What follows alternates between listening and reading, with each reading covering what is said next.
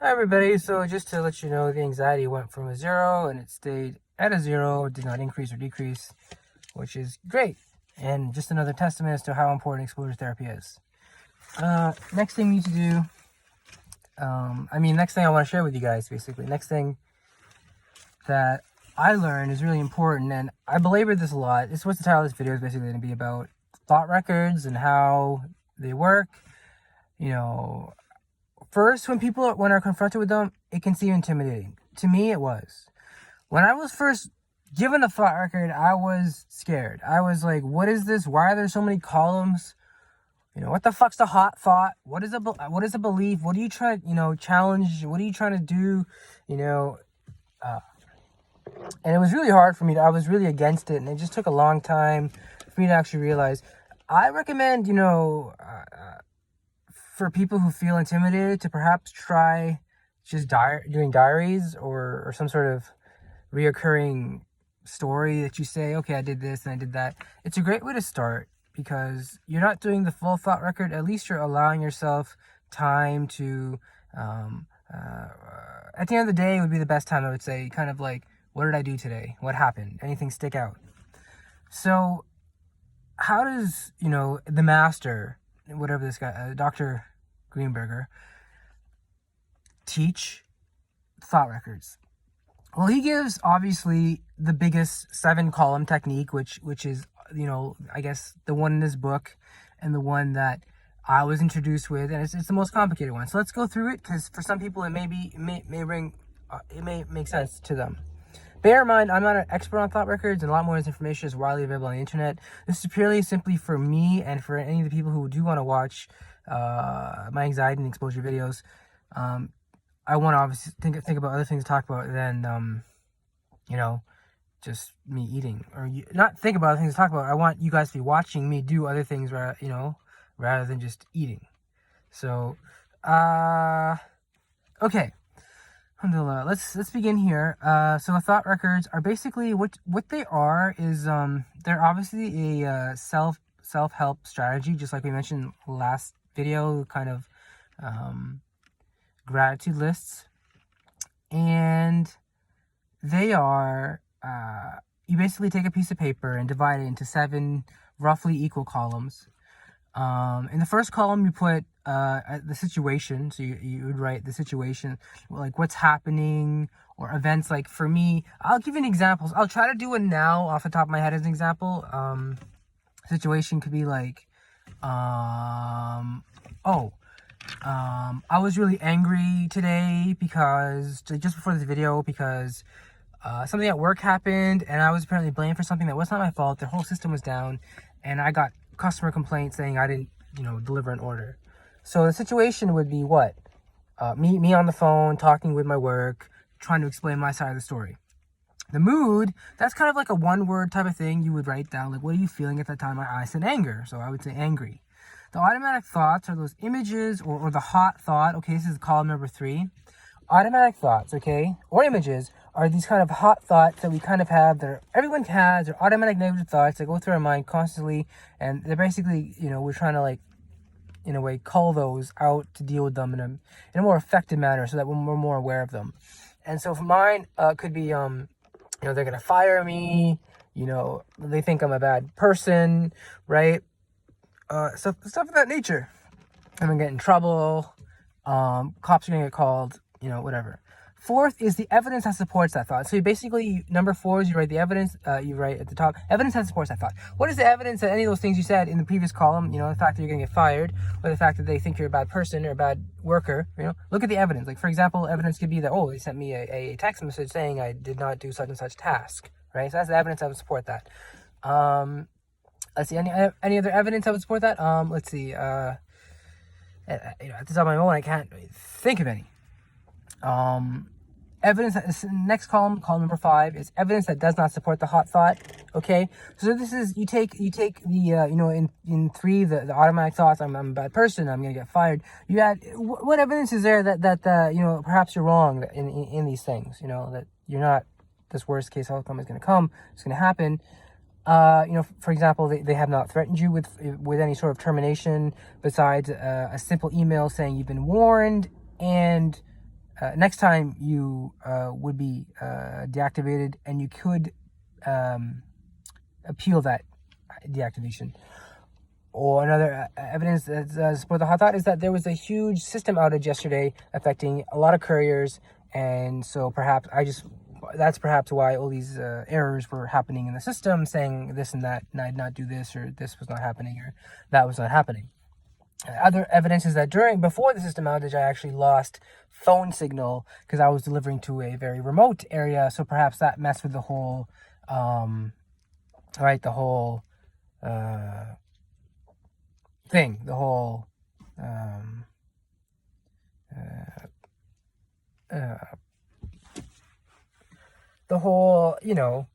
my orders getting stuck in this, like I'm supposed to be doing this and the order's not going through. Some restaurants, for example, aren't even getting orders. I end up waiting, and so there's a lot of confusion going on. So perhaps that confusion permeated to the point where I was told to do something and then I did not do it, and on my end I didn't even get it.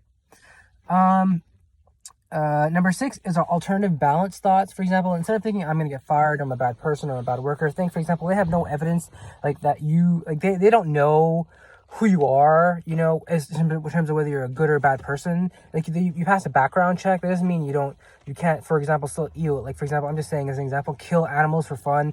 Or, I mean, you never know with some people. What I'm saying is that, that's an extreme example. What I'm saying is that they're only hiring you. They've never met you. I mean, there was one brief in-person interview and you could easily fake that. So what I'm saying is you never really know a person, and to say like, to say a whole value judgment based on one simple slip up is right. So the alternative balance thought is I need to be more proactive and less angry, and think things out more. Like, obviously there was an outage yesterday, right? Look at it like that, and then rate your mood now. Like how much was your anger before you were going to do that phone call, right? It was pretty angry. Now that you've done this thought record, it actually balances out, helps me at least be less angry by looking at my anger in a more evidence-based approach. So that's a thought record in a nutshell. That's the 7-column technique. Okay, 7 columns is a lot for some people. It was for me in the beginning. And as Greenberger says, the goal is to identify, evaluate, and alter thoughts. It's basically like putting your thoughts under a psychological microscope. Okay, because we can't see thoughts in like the laboratory. This is the best way of doing it, through kind of like thought records. So obviously he gives us a Cliff Notes version, which is more, you could say, for people who don't understand the 7-column technique. Alhamdulillah. And so I would definitely say this is for people who are having trouble with what I just said. Can kind of look at it like this. The first 3 columns is like the diary part. You ask yourself, like, it's a good way to like to track, your day or your logs. Is the first 3 basically. So if you're trying to do a hot thought, the first 3 is just kind of doing a diary. And then basically the goal, okay, of these thought records is to call out in depressed people and anxious people the following questions, and to help them start thinking in a different way. For depressed people, the questions that the thought records want to call out are questions like, what are you thinking? Where is the evidence? And based on the evidence, is there another way of thinking? Okay, for people who have anxiety, mostly, the thought records want to call out these questions. What is the worst that could happen? What is the best that can happen? And in all likelihood, what is going to happen? Okay, and this is your. I wrote down. Okay, I'm gonna skip that. Yeah, and so the aim of these questions, okay, is to break out of the worst case scenario thinking and the rigid thinking patterns we have when we're depressed and anxious. We definitely have these, rigid ways of thinking, and we also think worst case, and we think not necessarily rationally. So these are why we do thought records, to kind of sit ourselves down and be like, was what I did appropriate? Is there a way I can manage that mood, for example, anger or sadness or anxiety, right, fear, in a better way? And so here's a concrete example we're going to end with, which Greenberger gives. And one more thing I want to say before we go to the concrete example is Greenberger said that the most difficult part of the thought record is the gathering of evidence to balance your hot thought, right? So when you get to that point where you're at number 5, the evidence that does not support the hot thought, right? Like for me, for a long period of time, I would do the choking one, right? The thought, the number 1 would be like I'm eating, and then it would go to like, fear, anxiety, all these thoughts I would have, moods. And then number 3 would be like, evidence has the hot thought, like I'm choking, I'm going to choke, I'm going to die, I'm going to cough, I'm going to gag, no one's gonna come for me, I'm gonna struggle, and all these horrible thoughts about just coming in about my brother and in the bad day, back in the day, and all these things of childhood and traumas. And then the 4th one would be, this is the hardest one. Greenberger says the evidence that number 5, the evidence that does not support the hot thought. So once you've gotten to the number 3, you go to number 4, which is that, obviously you can come up with so much evidence that supports this thought, right? Like, oh, you're gonna choke, it feels right, I feel it, I hear, my heart's racing, I choked before, or not, all these different things you'd come up with, like I had a choking sensation or whatever, right? A gagging sensation.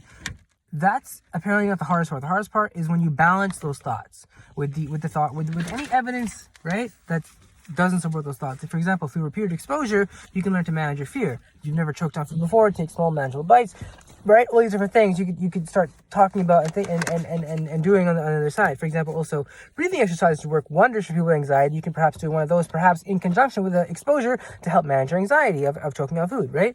So that's, Greenberg says, the hardest part. So let's get to, let me see if there's anything else I want to share. Thought record is not the, oh yeah, one more thing.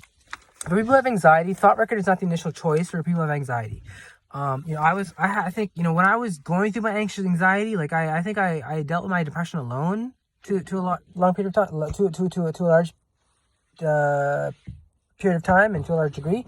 I believe when I was first being treated with anxiety, it was a bit later, and I was given the thought record, and it's being said that it's not basically the best tool as like a frontline tool for anxiety. This is what Greenberger is saying. So let's take his word for it. So if you have anxiety, practice, for example, more deep breathing exercises. I mean, you can still do them in conjunction with exposure therapy, right? Don't do it just by itself. So if you have anxiety, you may get overwhelmed. You may not know what you're doing. You may, in my opinion, you just look at it and be like, it's too confusing, and just, that's it, I'm done. So, okay, alhamdulillah. So we have a example thought record Greenberger provides that I have so graciously written down. This is like the Cliff Notes kind of three column technique he's given us. So in the first column, you write situation, and he puts in this situation, November 25th, I'm preparing to go to Thanksgiving dinner at my daughter's at 11 a.m., right? So it's basically the what, the, who, the where, the when, right? Then you write, the second column is the moods, and you write, for example, the moods and the percentage of how much you feel them. So she writes sad, 85%, remorse, 80%. So they're basically one word type of things of what you feel.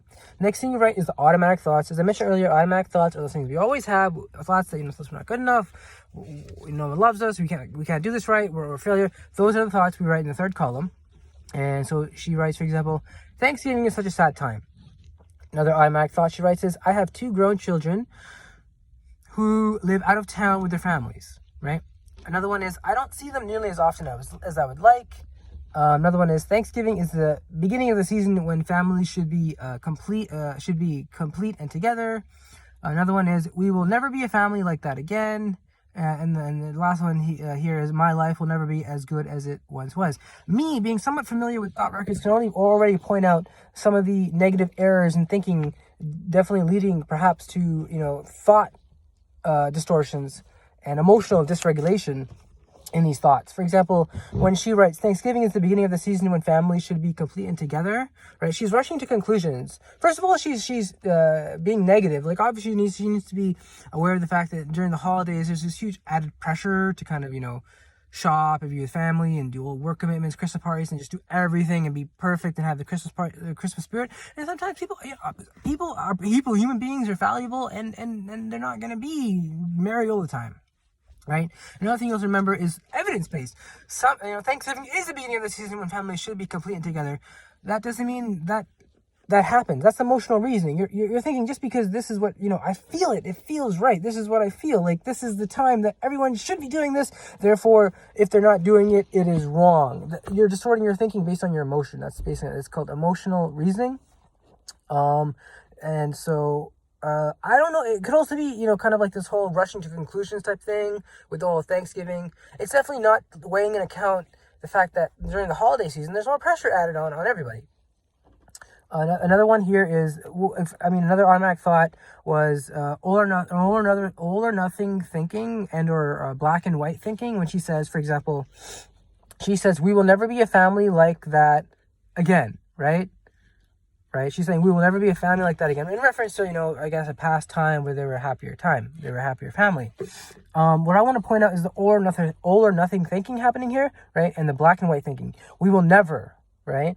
Like when you're using words like never or, always, right? Instead of looking at the subtle shades of gray and the evidence of everything, you'll end up having distorted thinking. I mean, you need to look at the evidence. Like, we will never be a family like that again.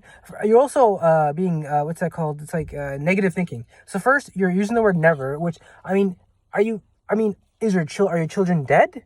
Do you not have money for, like, you gotta seriously look at the evidence. Will you never ever be a family like that again? How do you classification? What's the subjective type of what is considered a good family? What is your evidence of a good family? What is considered a good family? What is considered a bad family? What evidence do you have that your family was fitting the criteria A? And just look at it like that. Like, the very fact that you have a family at least gives you a chance that you can have a good family. And the other one, as I said, is the negative thinking. You have negative thinking going on there, of believing that, just because it's self-explanatory at this point, negative thinking. I think I've belabored the point more than I really wanted to. So, that's that. Thought records. I swear, I'm never going to talk about them again. If you watch just one video about thought records this year, it should be this video. I know I mentioned them before, more, and in brief and in passing and in long and belaboring them. I can't say enough about them. They're a really good tool. As I said, they're a big tool for depression. They're not initial tool for anxiety. They're still a frontline tool though for people that have mental health problems. Definitely you're going to be exposed to them if you're watching my channel and you have mental health problems, or if you or a loved one has mental health problems. I'm going to end it here and just say that, I hope you guys are having a great year, and that this is turning out to be hopefully a great year. And I hope this video helps with you guys. Remember guys, stay with it.